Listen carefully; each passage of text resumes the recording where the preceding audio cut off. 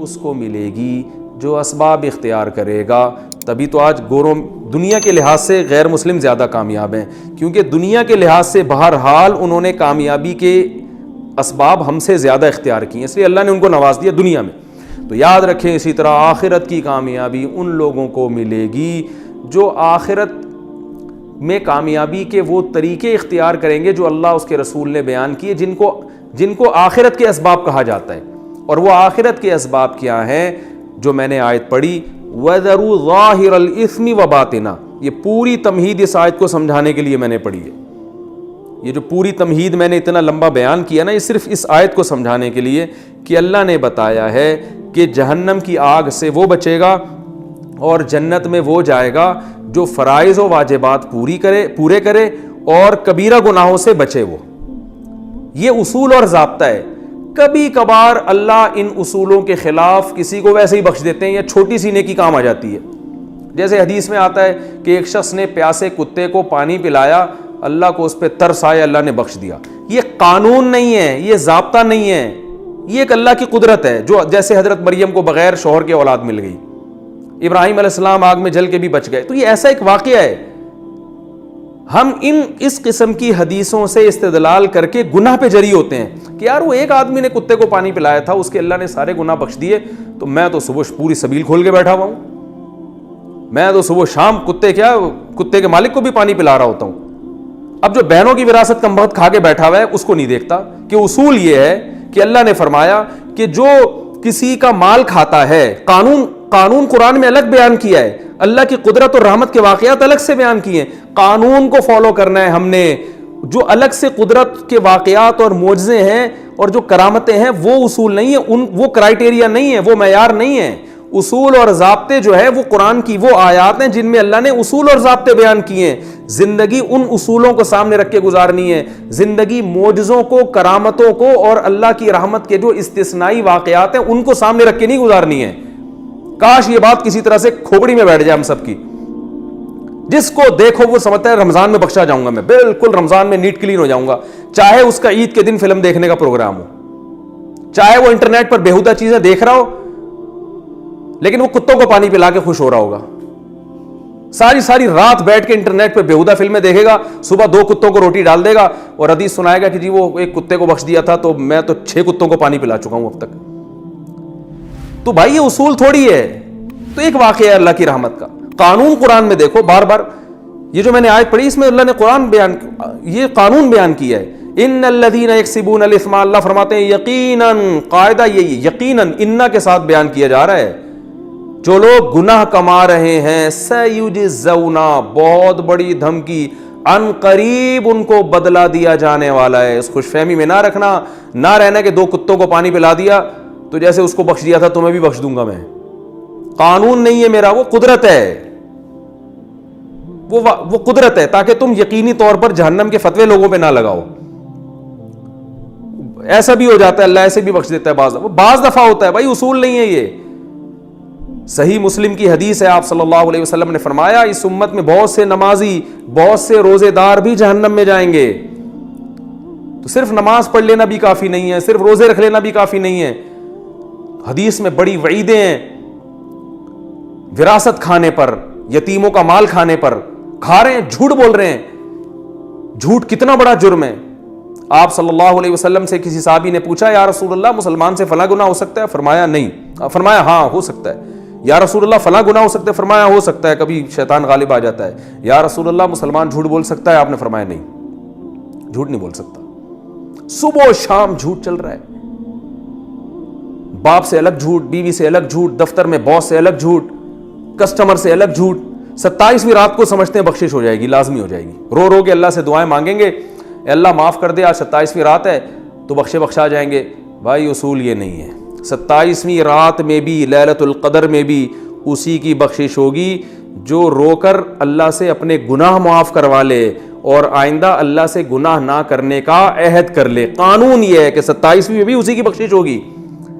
اگر رمضان میں میرے بھائی سب کی ہی بخشش ہو جاتی تو نبی صلی اللہ علیہ وسلم نے روزہ رکھ کے جو غیبت کرنے والی عورتیں تھیں ان کے بارے میں یہ کیوں فرمایا کہ تمہارا روزہ ہی نہیں ہے؟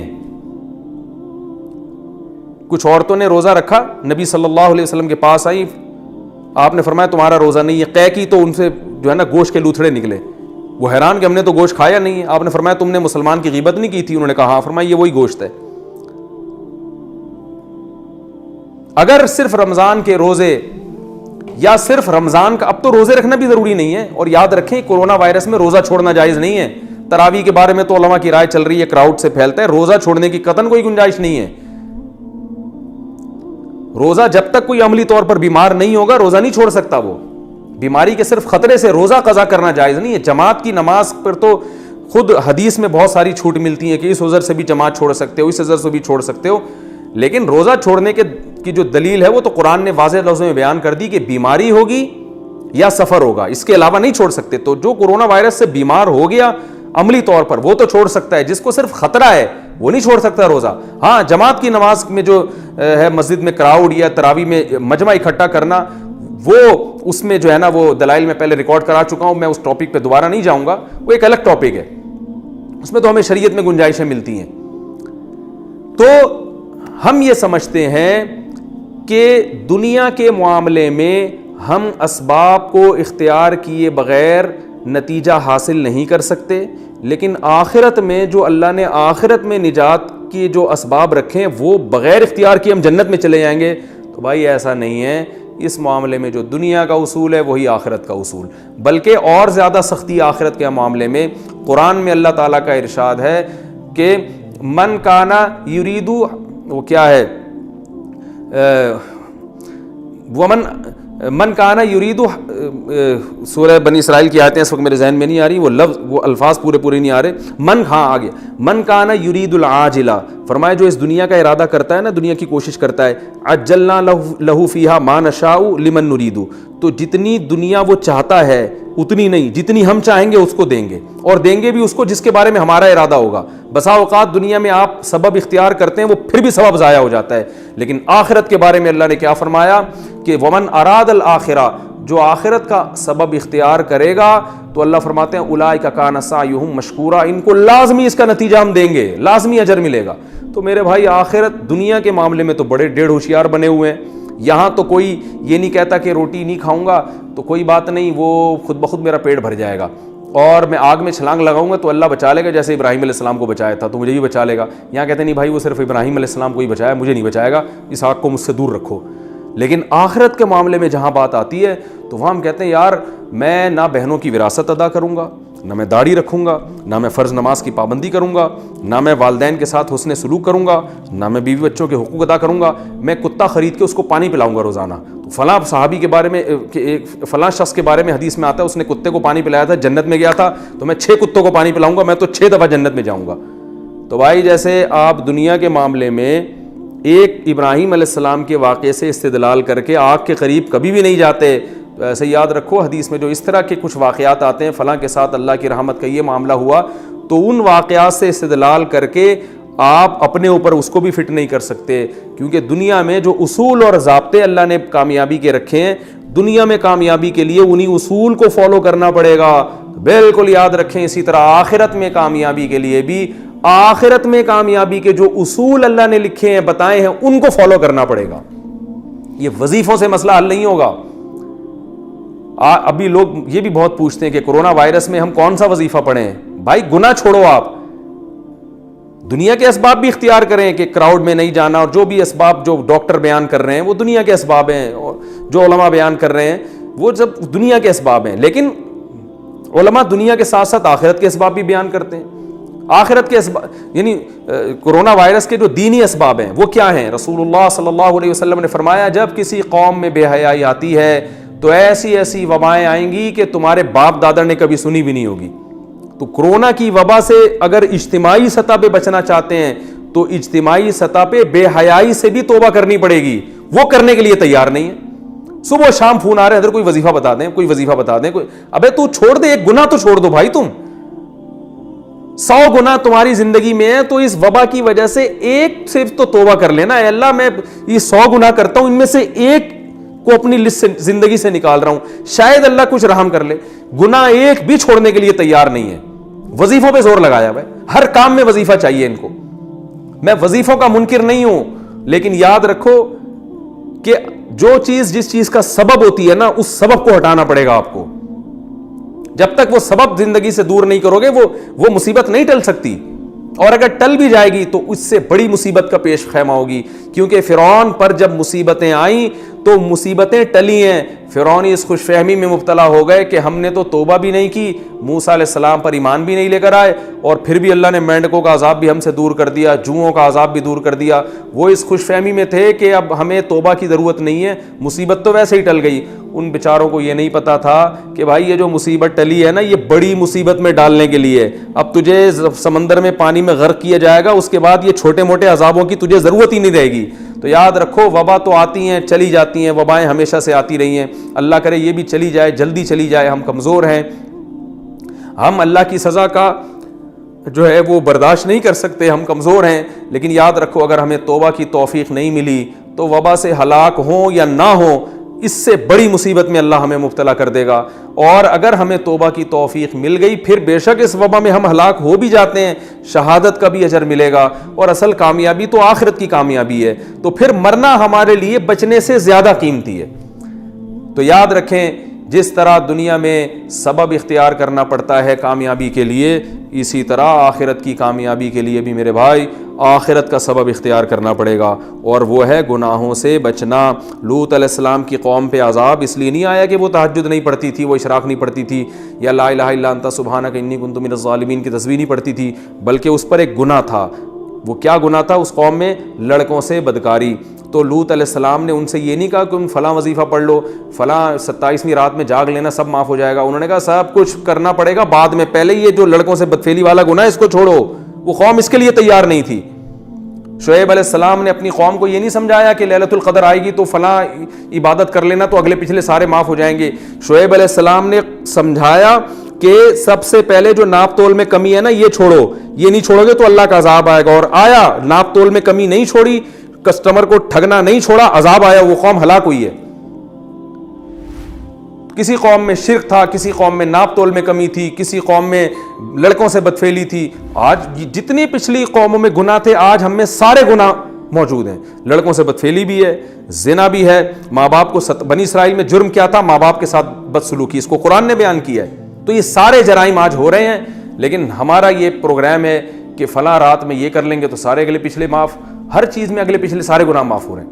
آپ کہہ سکتے ہیں نبی صلی اللہ علیہ وسلم نے تو خود فرمایا جو لیلۃ القدر کی عبادت کرتا ہے اس کے اگلے پچھلے سارے گناہ معاف ہوتے ہیں. اور بھائی یہ صحابہ سے فرمایا ہے جو گناہوں سے توبہ کر چکے تھے. جب انسان گناہوں سے توبہ کرتا ہے پھر بھی لاشعوری میں ایسی غلطیاں ہو رہی ہوتی ہیں جو اس کو پتہ نہیں ہوتی, اللہ کی نظر میں وہ بڑی ہوتی ہیں, ہم اس کو چھوٹا سمجھ رہے ہوتے ہیں. تو اللہ کے نبی نے خوشخبریاں دے دی, بھائی اگر ایسی کوئی غلطی ہوگی لیلۃ القدر میں عبادت سے, وہ بھی معاف ہو جائے گی. تو یہ صحابہ اس کے مخاطب ہیں جو گناہوں سے بچا کرتے تھے, اور گناہ ہو جاتا تو رو رو کے اللہ کو منایا کرتے تھے. یہ وہ لوگ مخاطب ہیں جو بہنوں کی وراثت دبا کے نہیں بیٹھے ہوئے تھے, جو بیوی کے حقوق ادا کرتے تھے, اولاد کے حقوق ادا کرتے تھے, والدین کے حقوق ادا کیا کرتے تھے, صدقات و خیرات کیا کرتے تھے. ان کو بتایا گیا ہے کہ تم جب رمضان کے روزے رکھو گے اور رات کی تراویح اور عبادت کرو گے اور صدقات و خیرات کرو گے تو اور اونچے درجات ہو جائیں گے. اور ان بشری تقاضوں کی وجہ سے بعض دفعہ انسان کتنا ہی نیک ہو پھر بھی اس سے گناہ ہو جاتے ہیں, پتہ ہی نہیں چلتا اس کو. بعض دفعہ پتہ چلتا ہے لیکن وہ اس لیول کی توبہ نہیں کرتا جس لیول کی توبہ کرنی چاہیے.